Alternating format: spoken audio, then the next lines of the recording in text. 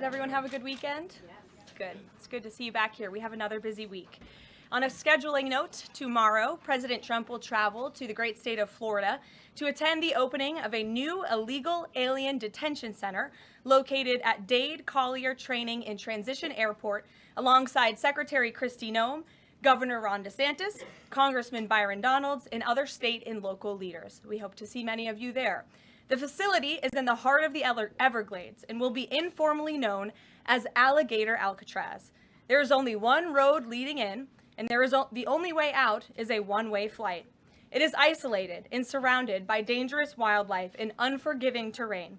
The facility will have up to 5,000 beds to house, process, and deport criminal illegal aliens. This is an efficient and low-cost way to help carry out the largest mass deportation campaign in American history. We are truly coming off a historic week of President Trump racking up win after win on behalf of the American people. President Trump restored peace through strength and acted decisively as commander-in-chief to obliterate the immediate threat of the Iranian regime's nuclear capabilities and then brokered a ceasefire between Israel and Iran, which continues to hold.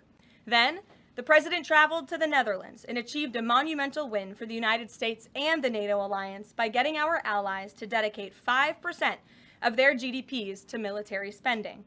As a result of President Trump unleashing American energy dominance, summer gas prices are at the lowest they have been in 4 years, heading into the July 4th week. And with the incoming Trump economic boom, the stock market continues to roar back, with the S&P 500 and the NASDAQ both hitting record highs. And on this point of an economic boom, I bring to you original correspondence from the President of the United States to our Fed Chair, Jerome Powell. As the President has consistently stated, the American economy is booming. And there were so many economic analysts who said that this president's policies would drive our economy down, when in fact we have seen the opposite. We've seen a massive deregulation campaign take place.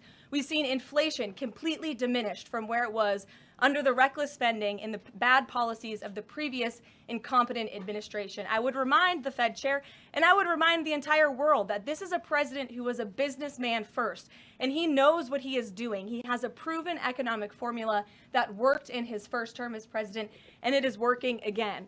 The one problem that remains is high interest rates for the American people. The American people want to borrow money cheaply, and they should be able to do that. But unfortunately, we have interest rates that are still too high. So the president sent this note to the Fed chair today. And if you look at this chart, this is a chart of all of the interest rates of many countries throughout the world.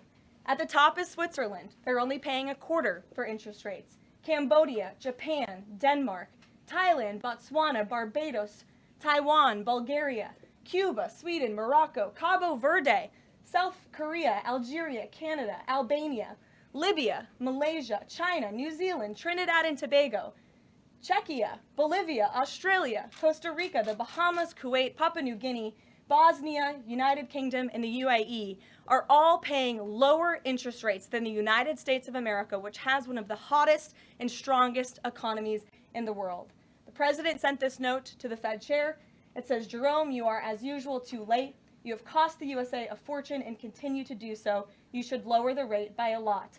Hundreds of billions of dollars are being lost, and there is no inflation." And the president is right. There is historically low inflation thanks to his policies. And we will continue to drive down the cost of living in this country for Americans. We will continue to deregulate. And it's also incredibly important that we pass this one big, beautiful bill, which is the largest tax cuts in American history.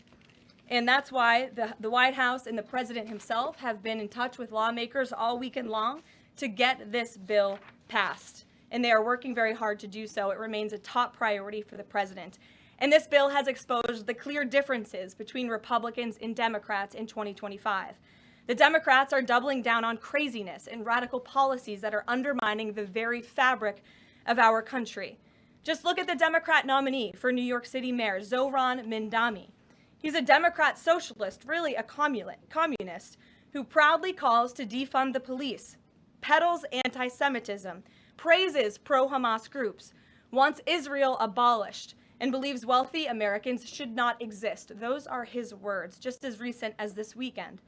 Meanwhile, under President Trump's leadership, Republicans are fighting tirelessly for everyday middle-class working Americans who re-elected this president.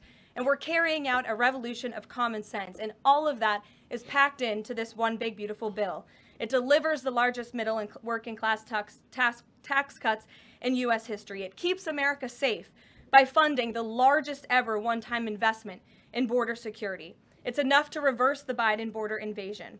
And every single Democrat is against that, against securing our border and deporting millions of criminal illegal aliens.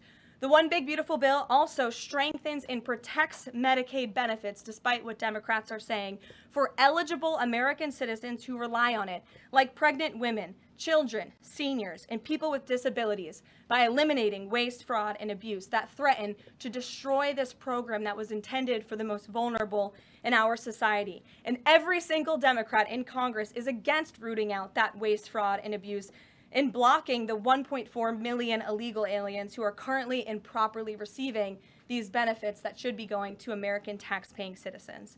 The Democrats in Congress are more concerned with defending illegal aliens than they are hardworking Americans.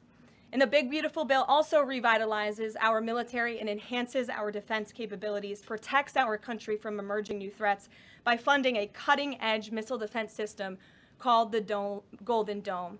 And as we all know, the One Big Beautiful Bill makes the Trump tax cuts permanent. The White House and the president are adamant that this bill is passed and that this bill makes its way to his desk. Republicans need to stay tough and unified during the home stretch, and we are counting on them to get the job done. So with that, we will take up questions. John Fredericks is in our new media seat today. John, thanks for being here. We'll kick it to you.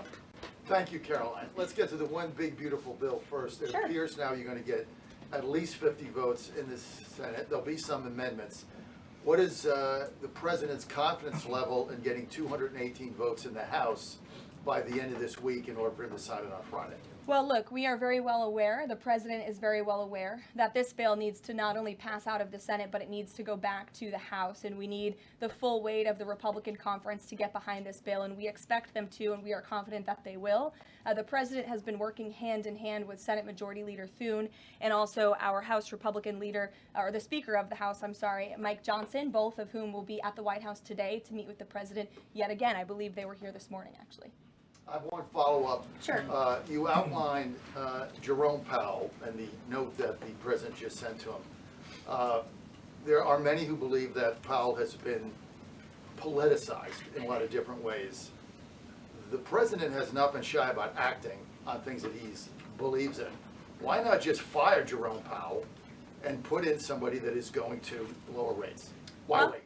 Well, it's a good question, and one you can ask the president, because that's a decision for him to make. But you're right to point out the politicization of the Fed, and it's very unfortunate for our country. But Jerome Powell cut rates numerous times ahead of the election when Joe Biden was in this Oval Office, but now he refuses to, and the economy is in a much better place. So there really isn't a good explanation for that, and the president is rightfully calling attention to it. Thank you. Kelly. Good afternoon.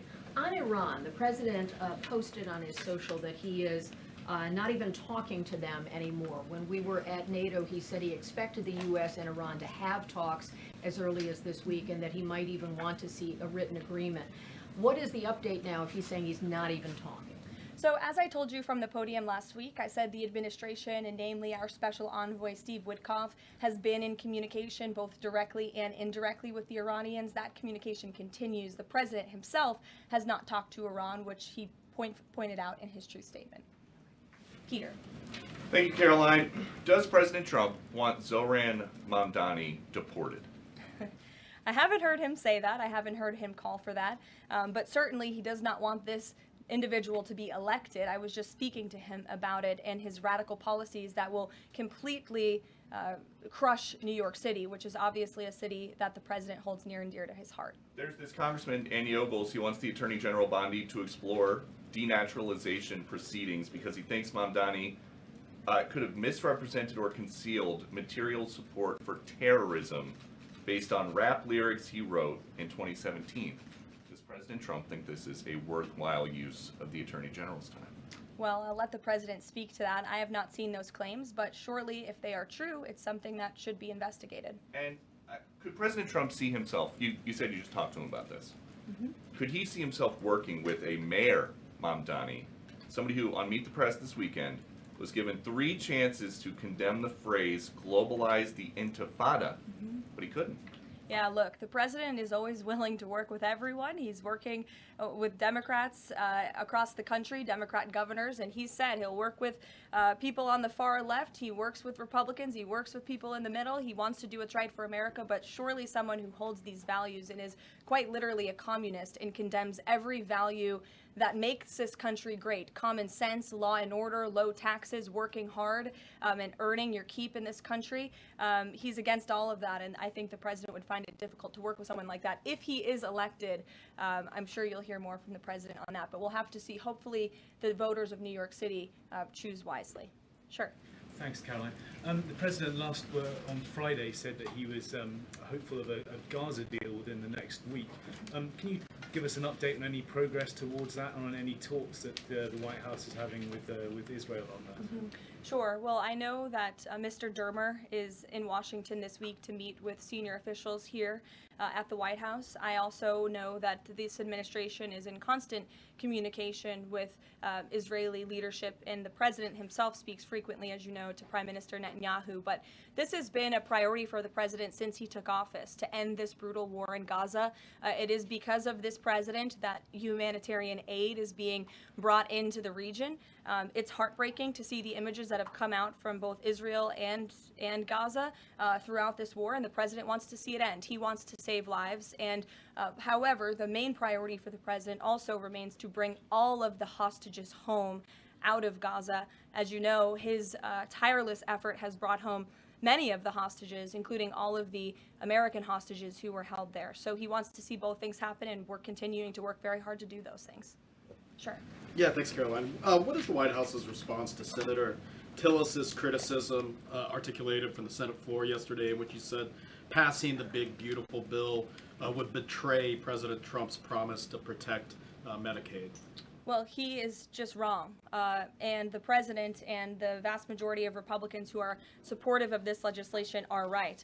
This bill protects Medicaid, as I laid out for you, for those who truly deserve this program, the needy, pregnant women, children, sick Americans who physically cannot work. And what it does is it ensures that able-bodied Americans who can work 20 hours a week are actually doing so, and that will therefore strengthen and protect those benefits for Americans who need it, as well as cutting out the waste, fraud, and abuse, as well as getting 1.4 million illegal aliens off of the program. So all of those measures are actually going to protect it for those who need it.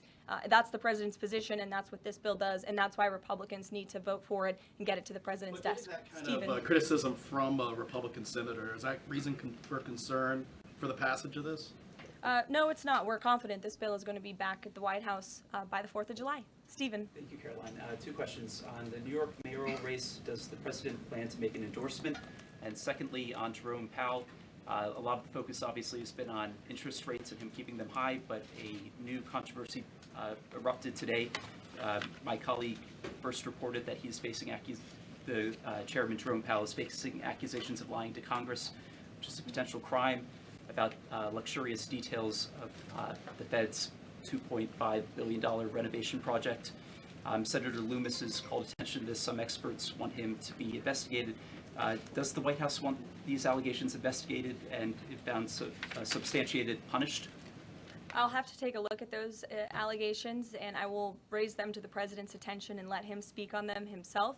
To your first question regarding the mayoral race, the president was asked that yesterday by Maria Bartiromo. He refused to give an endorsement, so you won't get one from me at this podium unless he wants me to do that. Phil, go ahead. Oh, Sure. And then I can go to you. cool. Thanks. Thank you. The president said that he's working on a temporary pause for immigration enforcement in certain industries. I'm wondering what you can tell us about how he's determining which industries are deserving of a pass. He mentioned farmers, but what about, say, construction workers? I mean, shouldn't there just be one standard here? I don't have any more details to read out for you, but what I can tell you is that the White House is working closely every day with the Department of Agriculture as well as the Department of Homeland Security when it comes to workforce enforcement, worksite enforcement, I'm sorry. And the president's focus and the focus of this administration is, of course, to remove public safety threats from the streets and to deport as many of the illegal criminals, especially the violent criminals that we know are still here because of the previous administration. So that's the main priority and the goal. And then the president has already made cuts to the office of the Director of National Intelligence, but now Senator Tom Cotton has put forward a bill that would cut the office by another 60%. What's the president's reaction to that legislation, and is this something that he would support, those additional cuts? I don't know if the president's even aware of that legislation, but I will get you a response if he is aware and if he wants to respond to it. Go ahead. Thanks, Caroline. You mentioned the dangerous wildlife at the alligator Alcatraz. Is that a design feature? Why is the president going with this mega bill in such a precarious position in the Senate? And then also, can you talk about the CBO estimate that it would add about 11 million uninsured? Well, look, when you have illegal murderers and rapists and heinous criminals in a detention facility surrounded by alligators, yes, I do think that's a deterrent for them to try to escape. We do know that some of these illegal criminals have escaped from other detention facilities, like one in New Jersey, which I know was recently reported on. So, of course, we want to keep the American people safe, and we want to remove these public safety threats from our streets, and we want to effectively detain them as best as we can. As for why the president is going, I think his trip to this detention facility actually underscores the need to pass the One Big Beautiful Bill, because we need more detention facilities across the country. The last administration let in nearly 20 million illegal people from all over the world, and this administration is focused on arresting and detaining them. But in comparison to that 20 million illegal criminal population in our country, we only have 7,000 ICE agents in the interior who are doing this very important work. And so we obviously need more personnel, we need more resources, and that's why we need to pass the One Big Beautiful Bill. On the CBO's. Go ahead. Yes, in the pink. Oh, thank you. Thank you, Caroline. Can you please share some details of China trade deal? Has the U.S. agreed to ease some export, technology export restrictions? Sure. Well, the final language that was agreed upon in both Geneva and in London was signed just past week. We can get you that final text of the agreement. Go ahead. Thank you, Caroline. Eamon, and then behind you. Okay, thanks, Caroline. So on Jay Powell, has the president got a short list of who he wants to see as Jay Powell's successor, and is he going to name a successor as early as this summer? I won't get ahead of the president on any announcements on that. Does he like Scott Besson for the job? Again, I won't get ahead of the president. And on TikTok, if you could, real quick, he said yesterday he's got a buyer, but the question there is, does he have a seller? Do you have any indication from the Chinese government that they've authorized a sale of TikTok to the U.S. or to U.S. buyers? What I can tell you is that these discussions with China regarding the sale of TikTok have been ongoing at the highest level, and they will continue. As you know, we have another 90-day extension, and it's just to continue to work out this deal and make sure that TikTok stays on for the American people. That's the president's main goal in this, while protecting their privacy and their security. Behind you. Go ahead. Thank you, Caroline. The president has been calling for a deal in Gaza for 2 days and many posts. Who is blocking the deal? And one other thing, when he posted on Netanyahu's trial, also he said it interferes with the negotiations on Iran and on Gaza. What did he mean by that? I'm sorry, to your second question? When he posted about the Israeli Prime Minister trial, Yes. he said it interferes with the negotiations on Gaza and on Iran. What did he mean by that? It interferes because it physically and logistically was interfering. The prime minister was slated to go to court last week when he's in the middle of negotiating a peace deal and bringing hostages out of a war-torn region. And so the president was simply, I think, emphasizing his empathy that he has for Bibi Netanyahu and seeing him go what he's going through with his own judicial system in the state of Israel. Clearly, the president knows that very well. He, too, was a victim of a judicial system that was trying to put him in jail, as you all know. You all covered it. But President Trump prevailed. That's why he's back in the Oval Office, and he believes that Bibi Netanyahu is a great leader for the people of Israel. The president just worked with him closely to end that 12-day war and to obliterate Iran's nuclear facility, to take out that imminent threat, not just to the state of Israel, but also to the United States of America and the rest of the world. And he believes that Prime Minister Netanyahu should be praised for that. Thanks for watching, and if you haven't already, please consider subscribing to our channel. And while you're at it, please leave us a comment. Thank you for watching.